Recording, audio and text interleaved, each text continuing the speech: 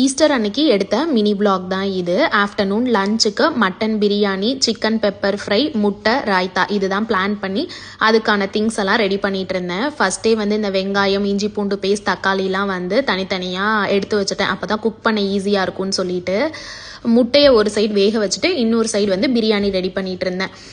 எப்பயுமே எனக்கு சீரக சம்பா பிரியாணி தான் சாப்பிட்ட மாதிரி இருக்கும். இந்த டைம் சரி பாஸ்மதி ரைஸில் ட்ரை பண்ணி பார்ப்போம்னு சொல்லி அதுதான் ரெடி பண்ணியிருந்தேன்.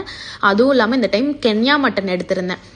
டேஸ்ட் நல்லா இருக்குன்ற மாதிரி சொல்லியிருந்தாங்க. சரி நம்மளும் ட்ரை பண்ணி பார்ப்போம்னு எடுத்திருந்தேன். அப்படியே நம்ம இந்தியன் மட்டன் ஸ்டைல்லே தான் இருந்துச்சு. ஸ்மெல்லு அதெல்லாம் எதுவுமே வரல. சூப்பராக இருந்துச்சு. இந்த மட்டன் லுலுவில் கிடைக்கிது, வேணும்னா ட்ரை பண்ணி பாருங்கள் ஒரு டைம். நல்லா டேஸ்ட்டாகவுமே இருக்குது. சிக்கன் பெப்பர் ஃப்ரையுமே ரெடி பண்ணிவிட்டு ராய்த்தாக்கு தான் ரெடி பண்ணிட்டு இருந்தேன். நம்ம சமையல் ஆரம்பிக்கிறப்ப இந்த வெங்காயத்தை வெட்டி அதில் உப்பு போட்டு நல்லா பிணைஞ்சு ஊற வச்சுருங்க. நம்ம சாப்பிட போகிறப்ப இந்த வெங்காயத்தை ஒரு தடவை கலந்து விட்டுட்டு இந்த வெங்காயத்தை கொஞ்சம் கொஞ்சமாக எடுத்து அதில் இருக்க எக்ஸஸ் வாட்டர்லாம் தனியாக எடுத்துட்டு வெங்காயத்தை மட்டும் சேர்த்து கெட்டியான தயிர் ஊற்றி மிக்ஸ் பண்ணிங்கன்னா கெட்டியான ராய்த்தா ரெடி ஆயிரும். செம டேஸ்ட்டாக இருக்கும். ஒரு தடவை ட்ரை பண்ணி பாருங்கள். இப்படி அப்படியே குக்கரில் இருக்க தம்முமே இறங்கிடுச்சு. ஓப்பன் பண்ணி பார்த்தா நல்லா பொலன்னு வெந்திருந்துச்சு. பிரியாணியுமே சூப்பராக இருந்துச்சு. முட்டை, ராய்த்தா, சிக்கன் கிரேவி, பிரியாணி இதெல்லாம் சாப்பிட்டுட்டு சூப்பராக ஈஸ்டரை நாங்கள் ஃபினிஷ் பண்ணோம்.